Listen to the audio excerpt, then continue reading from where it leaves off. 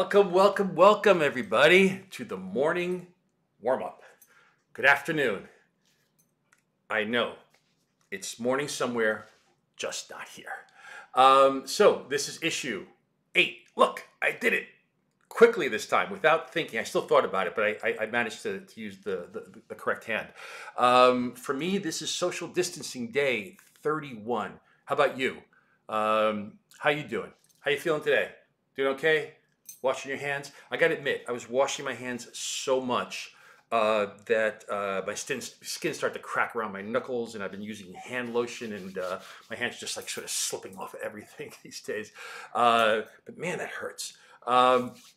So, a couple of things I want to address today.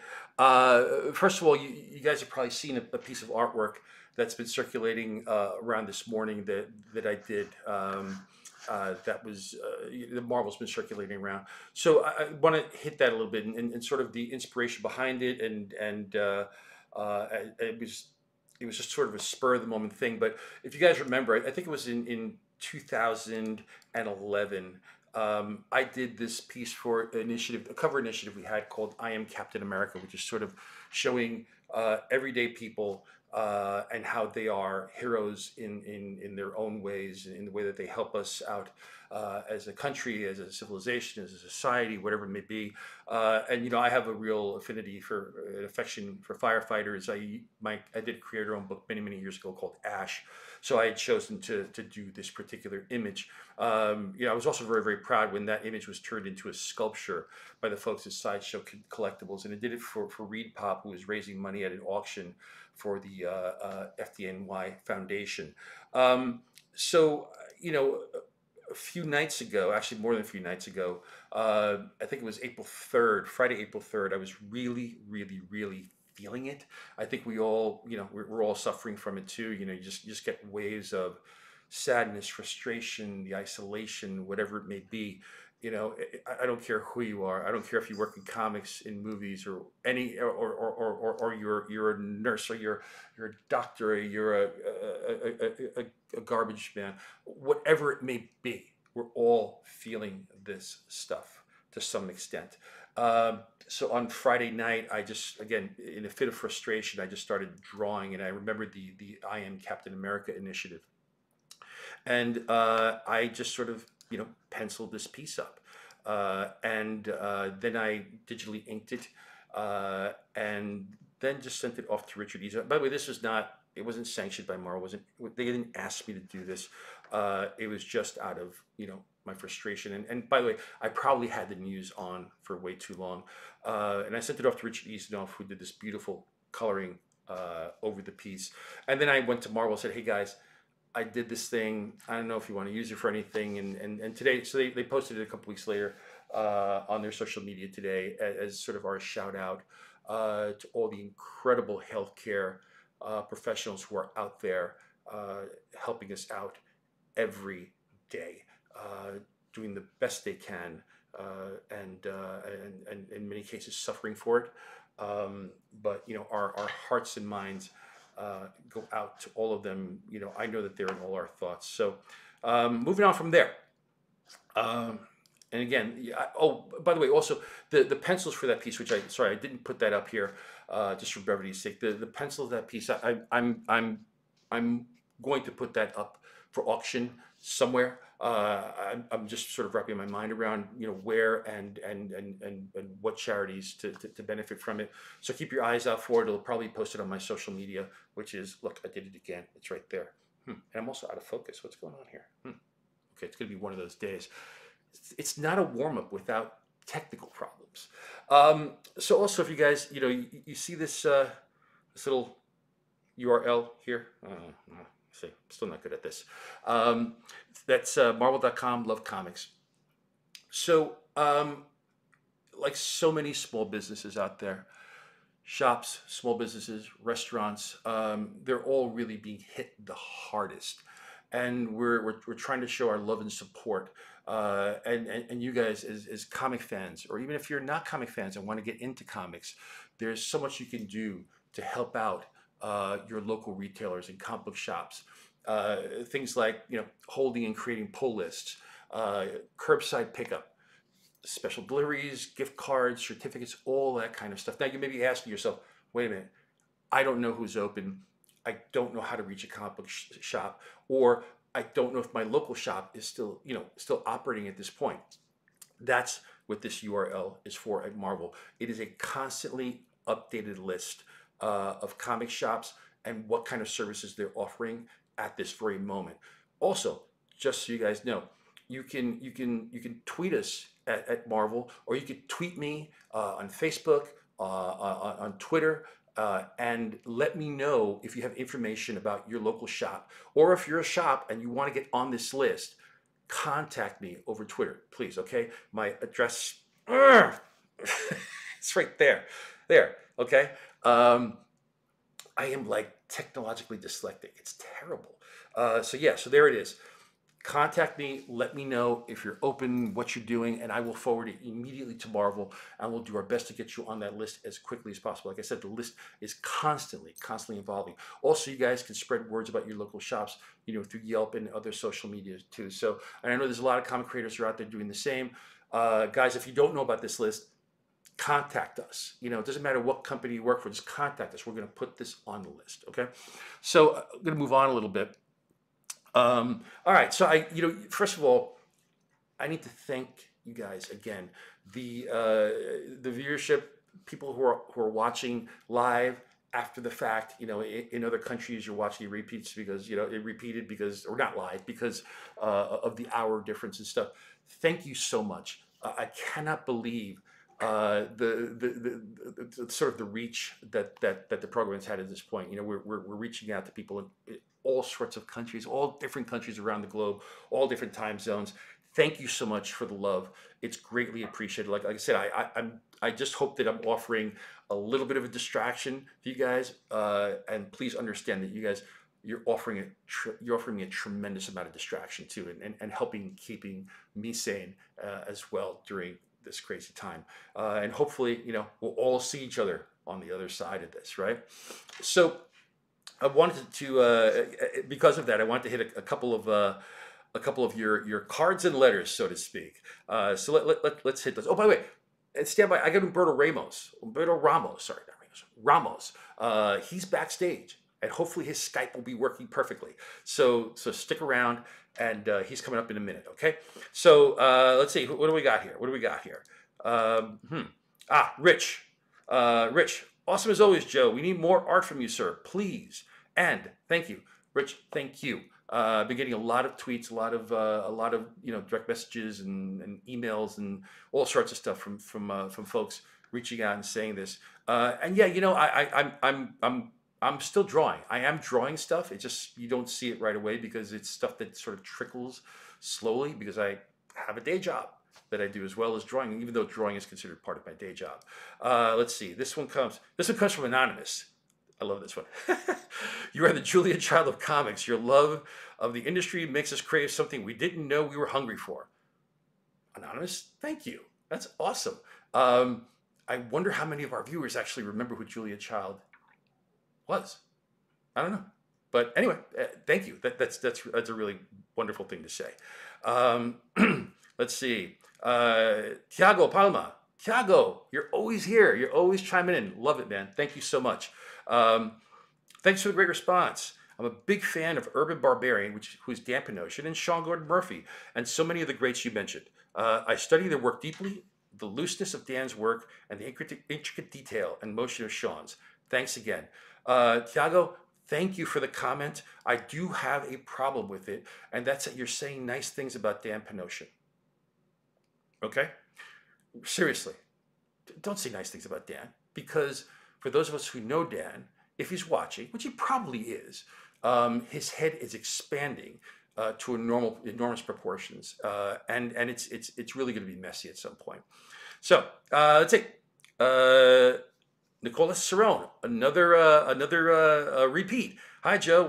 When you realize that you should, when do you realize you should stop giving details? Oh, you know what? I'm going to save this question because we'll get to that after Humberto, because I think some of these questions the next batch of questions have to do with our how to storytelling tutorial part 2. So without further ado, hopefully he will take himself off of mute, and we'll be able to do this the right way.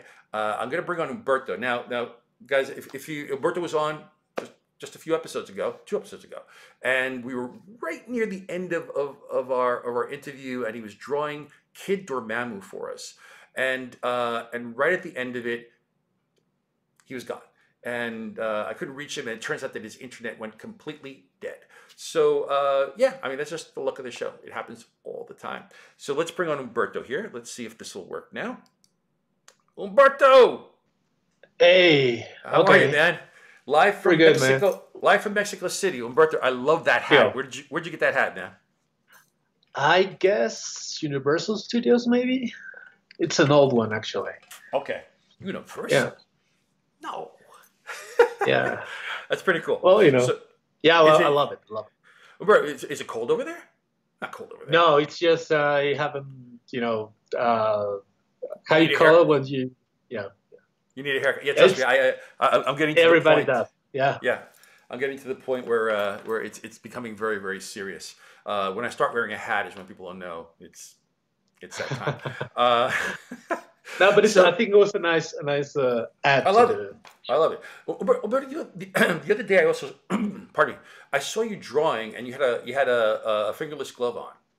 Yeah. Is that what was that for? Uh, you know, um, I guess I'm getting old, so I'm getting a little sensitive on my hands, Yeah. and I draw in a you know regular board, but Mm, it's my room is a little uh, colder than the rest of the right. house. So when I work, this part gets a little cold, so Mm, I need to warm it up a little bit, okay. and that's why I use the mittens or the gloves. Yeah.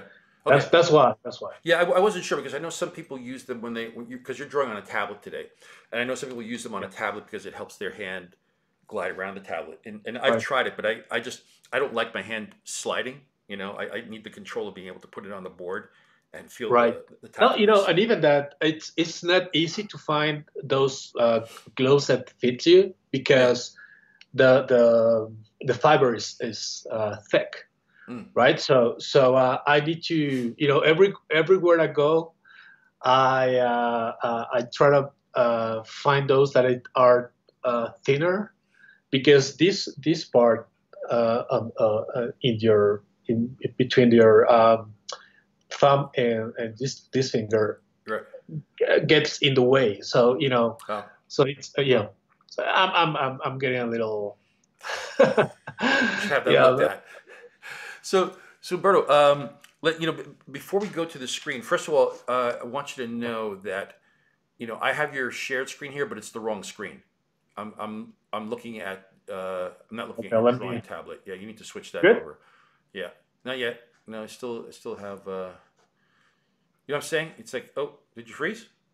No, you didn't. Okay. No. Yeah, you got to give me your Cintiq as opposed to your monitor. Okay. Switch screen. Okay. Yeah, there we go. Got it. Okay. Okay. Gotcha. Can you do that? Uh, Okay. yeah. Also, just so you know, Umberto. Yeah, you want? No, not yet. There I you see go. You need to select it. I That's did. great. Switch screen. Did. Yes. Now you're good. Okay. I'm going to switch over to your shared screen. Okay. So I got your full screen here, and you were on the way to finishing Kid Dormammu. So you were saying that you knew who the dad was, um, Yeah. but you now Scotty hasn't told you who the mom is, correct? No, no, he hasn't. Yes, All right. yes, it's a big secret. It's a big secret. So, Right. So now, when so you approach a character like this, when you approach a character design, because again, I argue that you are probably one of the very, very best character designers we have. Um, and I you know, thank you for that. in our industry, and this is no slight. I mean, because because you draw in a more cartoony style, right? I think sometimes when I remember when we were looking for someone to design quite a number of those mashup costumes characters we did, with you did a bunch of them with Scotty as well. We were looking for someone to really design those. I'm like Umberto, and I think it's because you do that sort of that more youthful cartoony style. People don't see you as or didn't see you immediately as a concept designer, but your concept designs are stunning and so well thought out. And I remember we would get these designs from you with notes on every aspect of the costume and why you chose these aspects of the costume. This is what this does. This is what this means. So everything was really, really, really well thought out. And I thought that was, again, that's the hallmark of a great, great designer.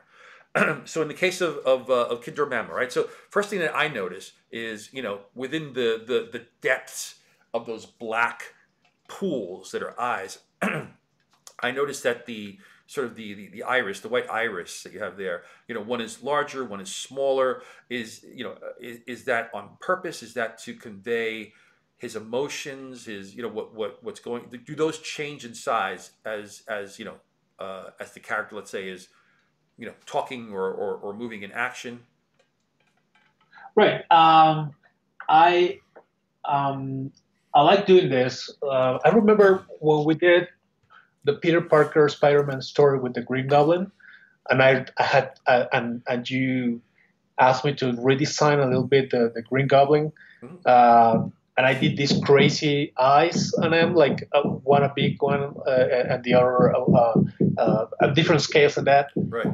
I found that it was a nice way to express character and the attitude and the feelings going through the character at that moment. Right. So I kept that as a personal attitude to the characters that I draw, Yeah. and every time that I can put that in the characters or as part of the storytelling, I do that. And with Doyle, his shape is basic. It's a round head with holes and little dots as eyes. Right. So you need to add as much personality as possible, and you take the tools from everywhere you can, and you hold to them. And one of the things that I found handy to use is the eyes. I think the eyes are quite important in building a character because us being we're storytellers, but we tell a story in a let's say stiff way because we can only show a piece of the story we are being asked to tell. So to me, the eyes and the gestures, the face gestures are really important because that's where we can capture the moment Right. of what the character is feeling at the same time as the dialogue asks us to show. So that's why in particularly with Doyle, it's so important to have expressive eyes. Yeah. So, and actually, when you're done with this, Humberto, I'm going to ask you to just mess with the eyes a little bit to show how you can even in that pose, right, with that sort of smiley face, Right. how the eyes can be changed to sort of give a different expression, a different tone, a different mood. It's funny when you talk about the eyes, and because some of these questions came up yesterday during my storytelling tutorial about different ways, subtextual ways that we can get ideas and emotions across. And somebody asked a question because they had been to a David Mazzucchelli lecture where Mazzucchelli gave an example of someone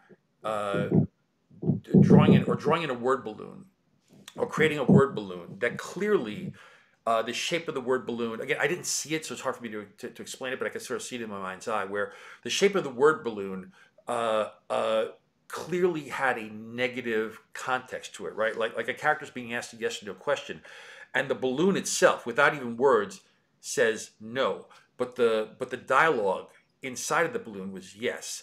And it gave the feeling of conflict within the character, where the character, was probably saying that word like, yeah, where they weren't really 100% sure of what they were saying yes to. And then I was thinking about, I was trying to think of examples of where I had done that as well. And I totally forgot that during my Guardian Devil run with Kevin Smith, if you look at some of those first few issues, Matt Murdock wears sunglasses. and it's Right. very, very, very tough to emote with the eyes through the sunglasses. But what I did was I would put little images, not all the time, but every once in a while where it was poignant and important, there were little images or reflections in the sunglasses that if you're, it goes by subconsciously, but I think, it could also be read uh, subconsciously, or it goes by Right. consciously, sorry.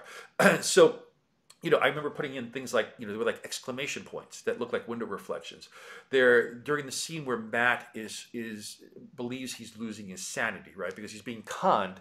Um, I put in. You'll see the stages of the moon being reflected in his glasses. In other words, a sense of lunacy. He's actually losing his mind. Just little things like that. They'll be, when we suspect that something, mysterious and mystical and religious is happening. I put the cross in his reflection. So there's just little things like that I was doing. I know that a lot of artists also do to try to convey story without words, right? Show, don't tell. And in some cases, show and don't even highlight it. It's just there. And hopefully the viewer, the reader picks it up. So, all Right. right. So what are we doing here now, Humberto, with the eyes? What are we doing? I think it's readers, even when they don't consciously know Mm-hmm. or get it, the storytelling tells. I mean, something that I always tell the kids that comes to me at conventions and so and ask me about some advice or some direction. I tell them your backgrounds are also a Yeah. character to the story. Mm-hmm. It's not just uh, filling blank space. Yeah. With Spider-Man, to me, New York City, it's a always a character in the Yeah. story. Always. I mean, to No, me, look, it's really important to yeah. Go ahead. Sorry. no, Humberto, let me ask you a question about this. So Yeah. let's say when you've drawn New York City a million times, right? You Yeah. know it like the Yeah. back of your hand. Now, I but hope, but yeah, But let me ask I you. But let me try ask you. Do you still keep photo reference around so you can look at it as inspiration? every time. Everything, right? Every time. Yes. Actually, I got God bless Google Maps now because Yeah. Yeah. Uh I huh. in the first like 10 years in my career, I used to go to bookstores every time that I went to out for a convention. I went to this big bookstores like Barnes and Noble Yeah. and but every book that I had that I could put my hands on about New York photographs and so. Yeah. But there's things that you have to draw in the book that you never get to get in photos. Yeah. Like the alleys or the downshots Mm-hmm. or ceilings, or things that you really need for the book. Yeah. And I that's why I find Google Maps so blissful because I can now go and walk the streets and find that that building, stair, car, Yeah. lamppost that I want to have in my shop, Yeah. and that's always a true blessing, Yeah. honestly. Well, I mean, I'll tell you two stories from again from back in the day before there was the internet. I remember breaking as a young artist and then hearing about how professional artists arrange their reference, and the artists would call it their art morgue, and it was usually a large filing cabinet or several large filing cabinets with just photos that you just acquire over time, even when you don't. I remember, I forget who the artist was, but he was saying to me, even if it's something that you think you will never ever need, ever, clip it because you just never know. Because as comic book artists, we are asked to draw everything and anything at any time, right? And it's always good to have that reference, not to copy the reference, but as inspiration because you need to know what this stuff looks like before you can even fake it. So, but I remember when I was assigned the Ray for the first time, the Ray, which is my first big comic assignment at DC. and the I love race. that book. Thank you, sir. The raid took place in Philadelphia, and I had never been to Philadelphia. Had no need to go to Philadelphia, but I hopped on a train and went to Philadelphia and took pictures of the location because I just felt like I needed to at least feel the city, take photos of the city, and I'm glad I did because there was a radical difference in the feeling of that city compared to New York. Um, but I'm glad I did that. Then another story that comes to mind is I was on Fifth Avenue with my buddy Jimmy Palmiotti. You know Jimmy Umberto, right? I Jimmy, love yeah, Jimmy. yeah. The man that. So Jimmy and I are every time I walk by a bookstore, I just go in, and there was a big bookstore that's closed now called Strand, and I used to go into Strand because they had a giant dollar table, right? It's just stuff that wasn't selling, and for the most part, they were picture books. So I'm picking up a bunch of picture books, different cities and stuff, and I they're like 99 cents, $2, whatever it may be, and I pick up one that is it's nothing but French ironwork, like French like gates that are designed, with this beautiful French ironwork. And Jimmy's like, well, Mhm. what do you need that for? And I'm like, I don't know, you just never know. And consequently, a year later, I'm doing a story where the writer literally asks for this gate in front of a building designed, in this French ironwork style. I'm like, see, that's why you get this stuff. But now, with the internet, I've literally gone through a lot of my library just throwing out books, right? That they're just beat up and stuff. And my morgue, and I'm sure like you Umberto, your filing cabinet is I now. keep look nice on my shelf. It's yeah, well, it's yeah, but my filing cabinet is a folder on my desktop. I mean, I've got it all there, and little by little, I'm trying to organize that library. Wow, this is turning Right. out awesome, Umberto. I'm pretty sure you remember this movie, Chasing Amy, because you are in that movie, Never heard actually. of it. But there's Never heard of it. this part of the movie where Ben Affleck's character is talking to Jason's lead character, Mhm. and Jason tells Ben, um, uh, "I love this lamppost you did," and he says, "Oh, it's a lamppost from this and this street, remember?" And it's something that it's a normal chat with comic book artists. I Right, mean, most people wouldn't even mind to take a longer look in a lamppost that is in the background of a story. right. But to us, it's actually to me what's a an inside moment from the movie, and I Yeah. thank Kevin for that moment because that it's a little insight of what's the day by day job that we do, right? Yep. Yes, and sorry, Berto. I was just getting an alert. Apologies. I love that movie. And by the way, that Uh, movie did a great detriment to inkers. We shall not speak about those moments because I have inker friends who are really. It's funny because I have my dentist. I've been going to my dentist for a million years, and he's a very good friend of mine. And I remember I brought up Little Shop of Horrors. Remember that movie, Little Shop of Horrors, right? yeah. Great Okay. movie. And Steve Martin plays this sadistic dentist, and my Right. dentist hates that movie, hates it because of that Steve Martin scene. And how badly he reflected the dental profession. So I know there are a lot of inkers that take umbrage with that movie, even though they love the movie. But it gave inkers a bad name. So, brother, Yeah, but this it's is it's this, a real name actually. But yeah. we don't talk about it.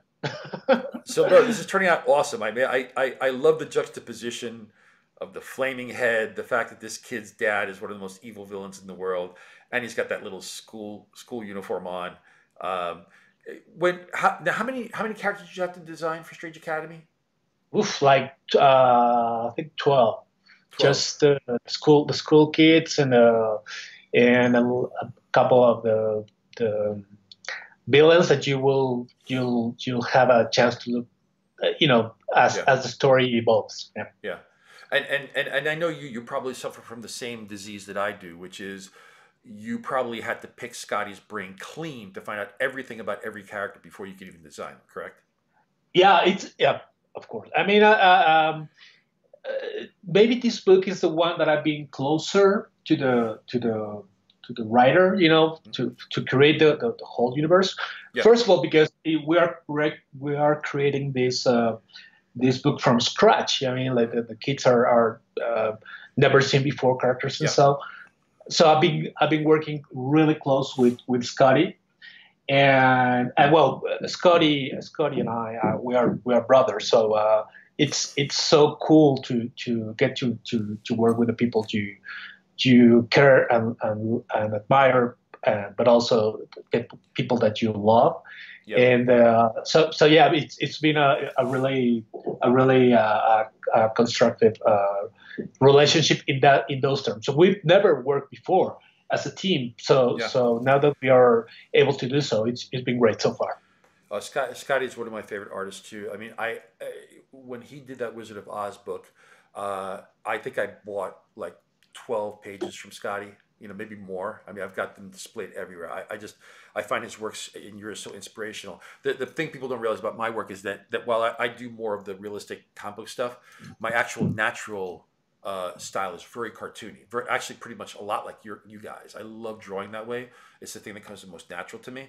And eventually, somewhere down the road, yeah, I've been working on a long-term personal project that is in I'm my still regular waiting style. for I was still waiting for more Ash and the 22 Brides. I would love to see more of this. Yeah, that's creator owned stuff. So I mean, I work at Marvel, so it's hard for me to do that stuff right now. So, Berto, what I are you know, doing I with know. the eyes here? I mean, we're running a little bit low on time, so what are you doing here Sure. with the eyes with the reflection? Is this sort of smoke energy that's coming out of there? What's Yeah, I'm happening? just giving a little ad, to make it look a little edgier, Yeah. and I mean, a little attitude. Everything adds when you draw a character. Hmm? Everything adds. Um, every gesture, again, builds the character. So Yeah.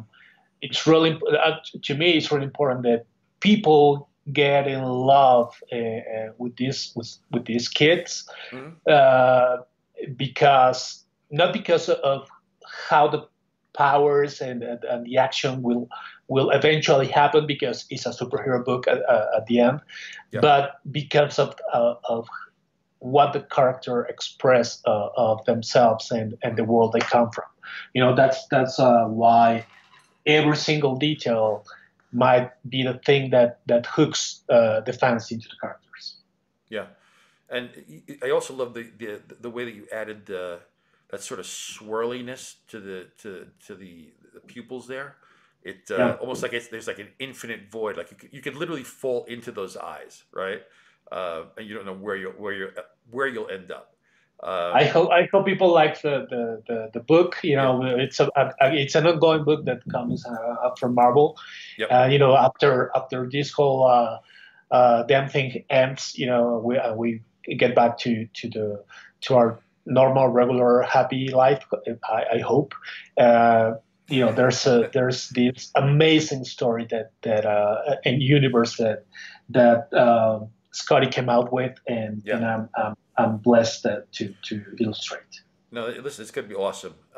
Also, I want to also highlight a highlight that you're doing here, right? You're adding. Uh, Folks can see, on those vertical lines across the face, the black lines. Umberto's adding that little sort of white edge to give a dimensionality to it, but he's not just adding it willy nilly. The light source is coming in from the right, so it's catching that left side of the edge. So there's a method to the madness, and if Umberto added that highlight on the other side, your brain would feel a little scrambled, and you wouldn't quite get the sense that those are ridges that are crossing his face. See, Umberto, I pay attention, I but I but I have love to. I love that you make my cast make sense. So I like that. Well, Umberto, I mean, in your defense, when I asked you to do a little drawing for us, you're like, "I'm not good at teaching. I'm not good at teaching." I'm like, "You're going to be great. We'll fill in the blanks. We'll talk about it." But I have to ask you. So, what are the black sort of triangles on the side of his head? What's going on there? Okay, again, when I was doing my character research, Yeah. I went back to a ton of Dormammu's interpretations through the time, and he had these things, like horns, like sometimes is sort of a horn, sometimes is kind of of his costume, and Yeah. so I decided that how Doyle wouldn't have any ears, Hmm. I give him like this like headphones, because he's a kid and he's kind of a way to make him look kind of cooler, Yeah. but it's all it works like his ears, and also it's a little reminder to the older readers that he comes from the Dormammu's bloodline, you know. Yeah. Yeah. It looks great, man. Can you pull out a little bit, Umberto? Because we're gonna have to get going in a second. I just want to highlight a couple of little things with you, if All possible. right, yeah, yeah. Okay, Zoom out. again, Zoom out a little bit. that's a quick Zoom. yes. That's pretty much Yeah. I'm pretty bad at drawing digitally, but I did my best. Dude, it's awesome. It is really awesome. So let me switch screens here. Let's bring you back. Okay. Let's see. Hang on a second. First, I think I got to bring myself back first. Oh, hang on. Let's bring Umberto back. Let's get rid of Kid Dormammu. Okay, there you are, man. Umberto. Also, you're on Instagram, right? Ramosland. Yeah. You're auctioning off some artwork, are you not? From time to time. Come again? Are you? Didn't you say you were auctioning off some artwork from time to time? Sure. Something that I'm doing, it's the little help I think I can add is many comic book creators are been like doing sketches and auctioning, and but we are the important thing about this is many of us are trying to do uh, the best we can in the best way, using our tools and our social media and our enhance to the people to help out the comic book stores, because they are going through difficult times. Yeah. Everybody is, but us being comic book creators, a way that we find that we can help out with, or help them with, is. In my case, in auctions, I have 27 years or of story, and story. I mean, original comic book art there, and there's some that I can happily give away and auction them. And the money, the way I'm doing this, I'm asking around comic book stores that might need help, and so we open the auction. People bids on it, and the winner pays the money directly to the comic book store PayPal. Oh, It doesn't go to me and then I pay them. got It's like they pay the money to the comic book store, and when we get the receipt or the transfer confirmation, we send the art to whoever won it. Again, it might not be big money. I love it to be more, but understand people as well is struggling Yeah. to pay bills and stuff. So anything works. It helps a lot. So I'm gonna keep doing it for the time being, and as long as is needed.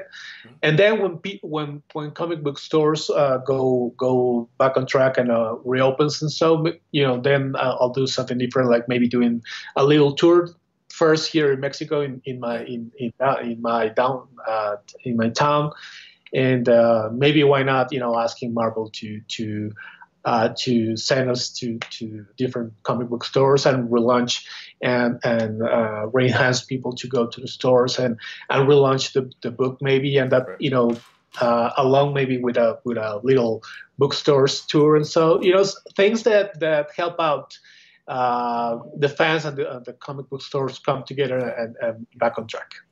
I got to tell you that that's the beautiful thing about the comic community. You're seeing everybody stepping up in however they can, right? Everybody has to do Yeah, it in different ways, their own unique ways, but it's all towards the same goal. We love this medium.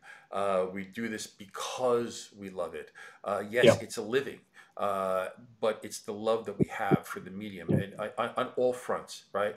From the creative side to the publishing side to the retailing side to the distribution side, we're all doing the best we can.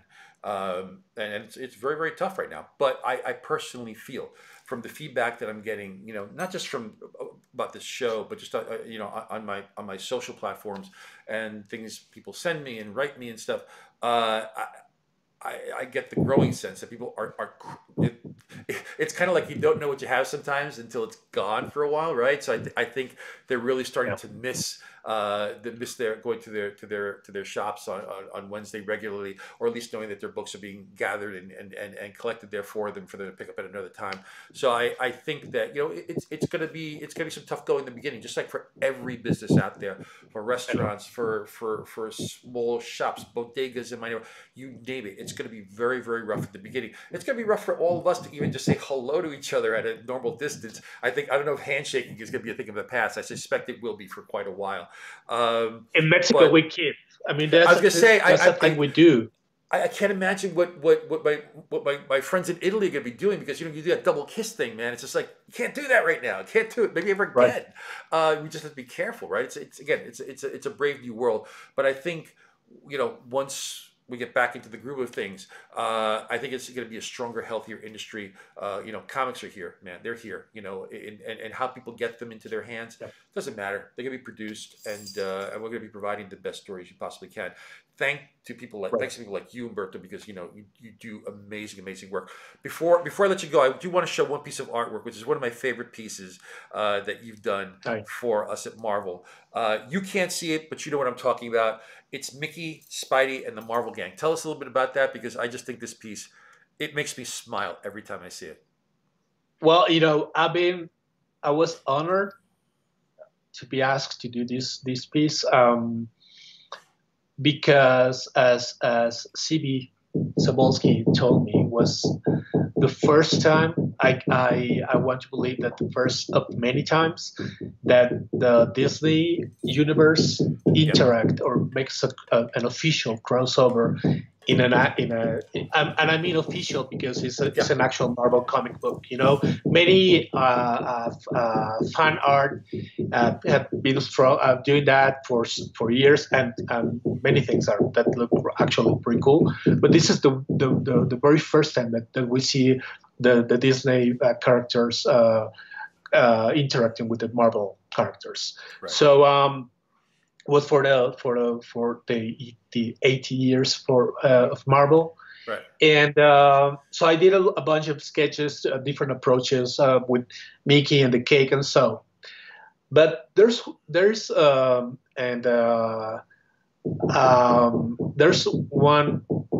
all-American illustrator that I love.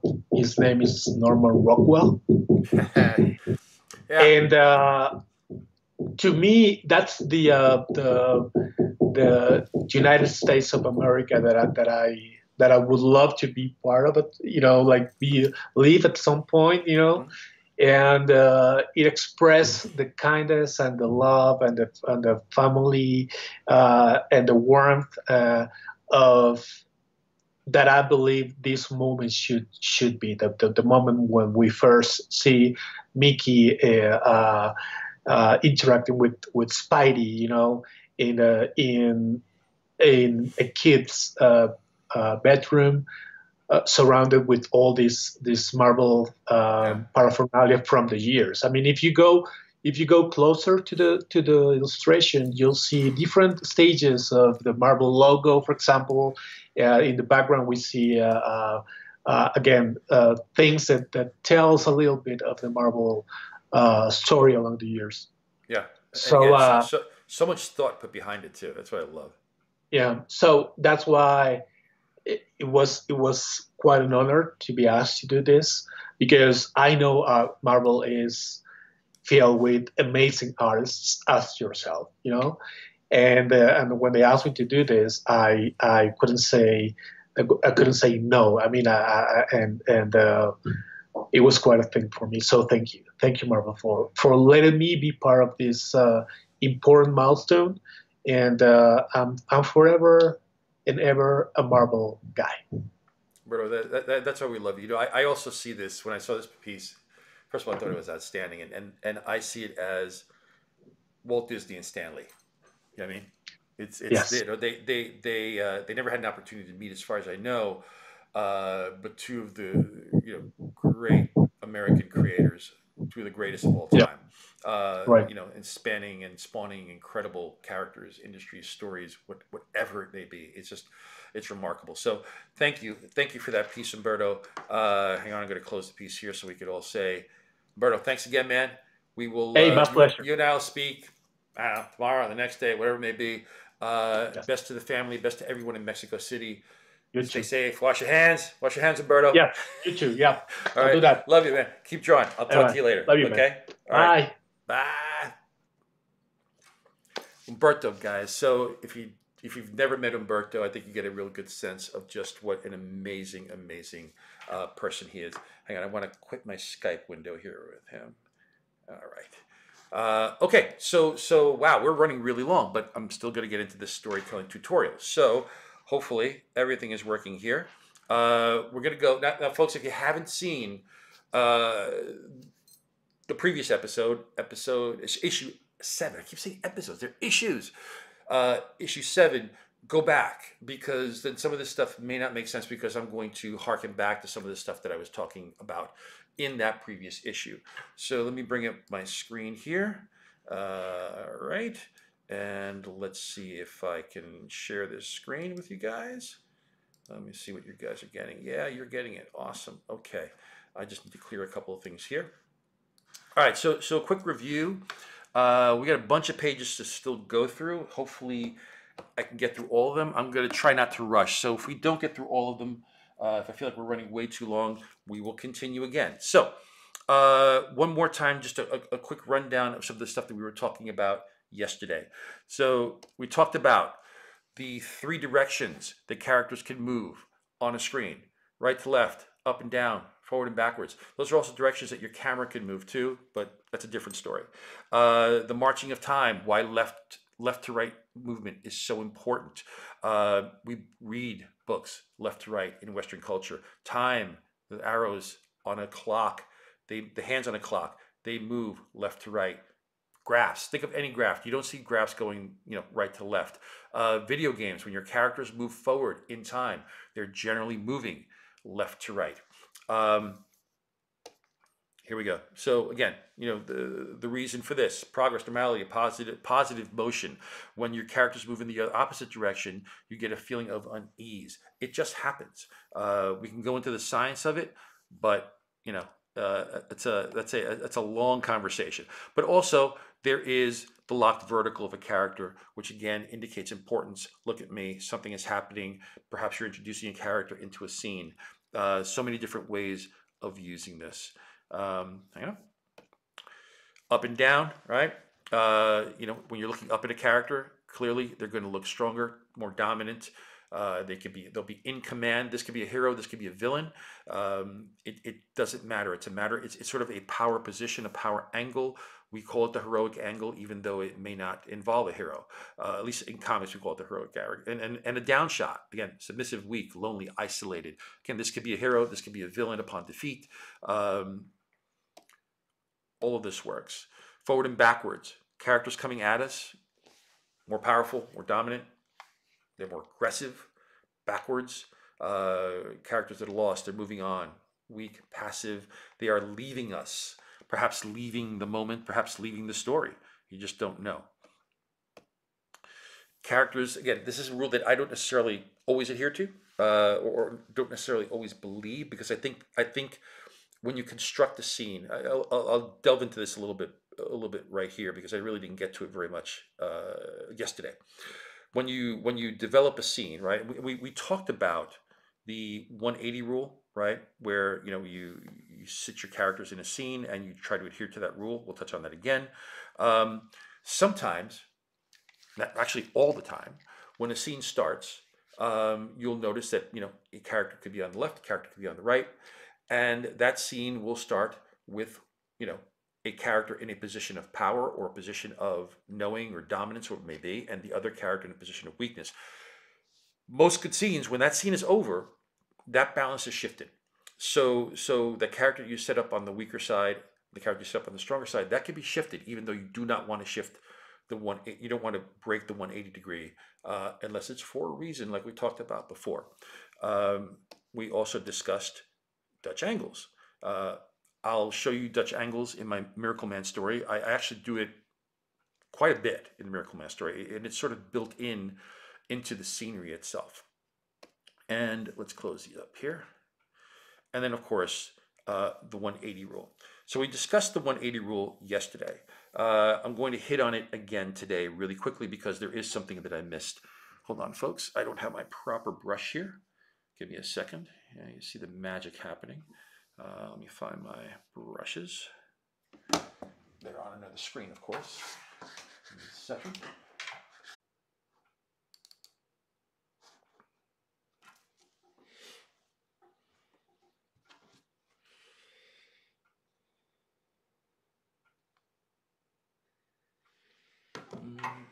Okay, guys, not sure. My battery died on my camera. So it's amazing, right? It's like I cannot do one of these. I think it's part of the charm of the show, right? Let's see, you guys getting my feed here? You are, okay. All right, so we were talking about the 180 rule. I'm going to back up because I don't know exactly about establishing shots within the 180 rule. So, whoa, okay. Hang on. Here we go. Place your shot on this side of the scene. You could establish it here. Getting cut off.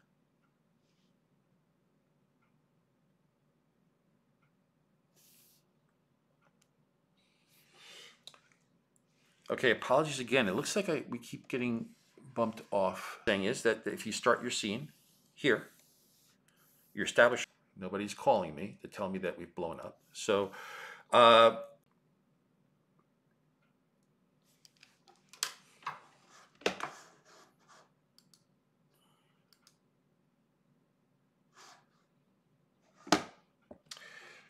my apologies. It seems like we keep getting cut off. Let me just double check with Marvel Central.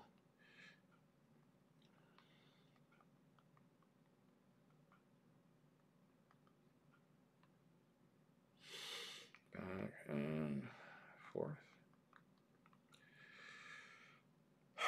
All right, hopefully this will work and it won't do this again. If not, my apologies. I'm really, really sorry, guys. I went to a different camera to see if that'll do the trick, even though I'm on my screen share. But again, table.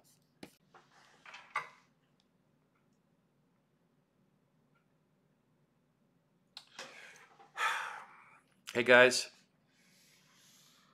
Sorry, folks.